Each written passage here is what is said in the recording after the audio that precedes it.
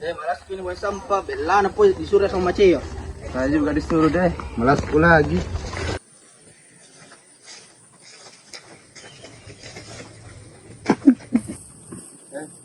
Sini kita ajak buang sampah deh, daripada jauh-jauh lagi ke sana. Iya, capek tuh kalau jauh-jauh. Oi, apa yang bikin itu orang dua di sana nah? Mau kapan buang sampah? Ayo ke sana deh. Iya, ayo Mi.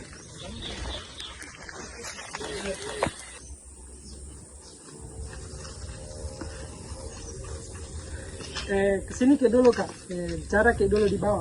Oh iya kak. Apa kau bikin di sini bukan kantong plastik besar? Buang sampah kak, karena kalau di depan jauh sekali, jadi di sini masa aja, tuh. Iya, kan di sini karena banyak anak-anak juga buang sampah di sini kuliah. Kita dengar Kina, kita tahu dia apa yang terjadi kalau masih buang sampah di sini. Masih tidak sadar Ki apa yang terjadi sama desa tak kalau masih buang sampah di sini. Sekolahnya jauh sekali, jadi kepikir mending di sini. Kau ingat di 2 tahun lalu kak apa yang terjadi di sini? Apa memang kak karena saya orang baru jadi di sini? Saya juga. Jadi 2 tahun yang lalu itu ada kejadian di desa tak yang dimana bukan di harta tapi nyawa. Ingat nah, itu nyawa. Yang terjadi di desa tak itu adalah banjir. Kita tahu dia apa yang disebut banjir. Tahu juga. Ini lihat kok ini video 2 tahun lalu ya.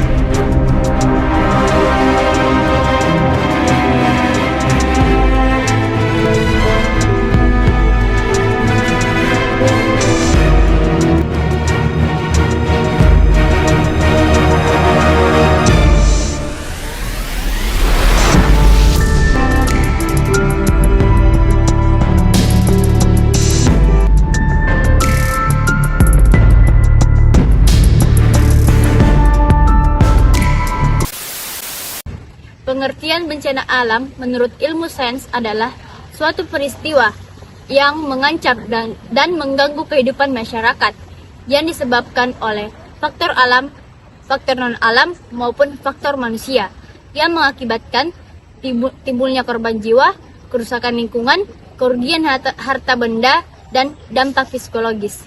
Sedangkan pengertian bencana alam menurut agama adalah suatu ujian atau azab dari Allah Subhanahu wa taala kepada manusia. Hal ini didasarkan pada sumber hukum Islam yaitu Al-Qur'an dan hadis. Di dalam Al-Qur'an dijelaskan dalam Quran surah Ar-Rum ayat 41. Zoharal fasadu fil barri wal bahri bima kasabat aydin nasi liyusiyakahum ba'dallazi amilu la'allakum yarji'un. Quran surah Ar-Rum ayat 41 menjelaskan bahwa kerusakan di darat dan di laut akibat perbuatan manusia. Para pemikir Islam atau ulama mengaitkan hal ini terhadap ketidakimanan dan dosa manusia. Misalnya kaum Ad yang mengalami bencana karena kekufuran dan kesombongannya. Dengan demikian, pengertian bencana alam menurut pandangan Islam adalah suatu hukuman, ujian, dan azab dari Allah Subhanahu wa taala. Baik, jadi selanjutnya saya akan menjelaskan penyebab terjadinya banjir. Yang pertama, karena adanya faktor alam. Banjir terjadi akibat adanya luapan air sungai yang terjadi karena hujan deras atau banjir akibat kiriman dari daerah yang lain yang memiliki tempat yang lebih tinggi. Apalagi di Indonesia memiliki curah hujan yang cukup tinggi, mencapai 2000 sampai 3000 mm per tahunnya, apalagi pada bulan Oktober dan Januari. Dan yang terakhir adalah yaitu kesalahan manusia. Kesalahan manusia sering sekali mengelola lingkungan dengan baik tetapi tidak memperhatikan peringatan Tuhan.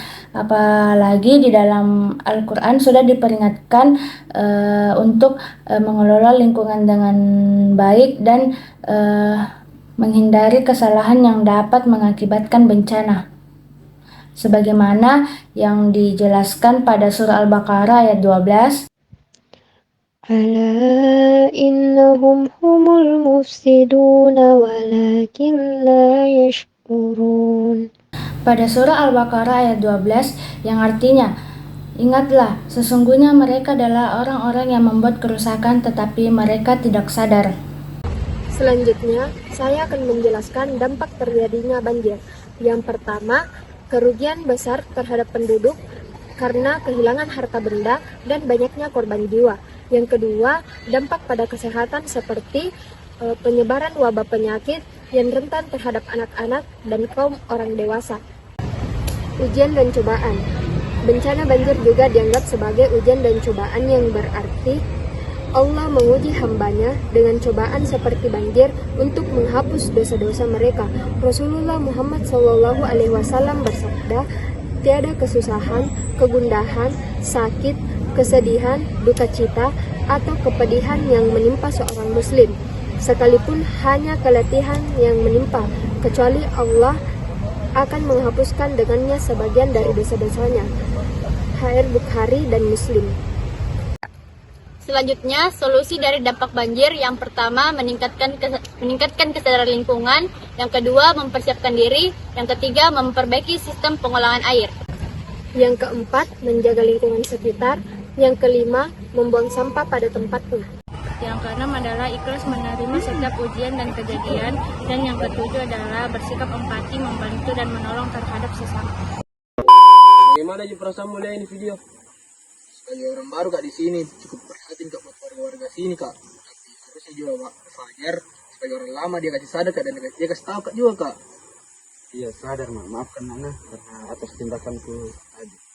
Jadi begitu Mi, pentingnya menjaga lingkungan. Karena dengan menjaga lingkungan, menjaga juga itu alam. Jadi jangan sesekali berbuat yang tidak baik. Nanti kalau kita berbuat tidak baik, jadi Allah tidak meridhoi juga kampung tak. Iya kak, terima kasih Nay sudah kasih tahu. Insya Allah tidak begini lagi. Kepala. Makasih duluan nih kak. Sekian video dari kelompok kami, lebih dan kurangnya mohon dimaafkan. Wassalamualaikum warahmatullahi wabarakatuh.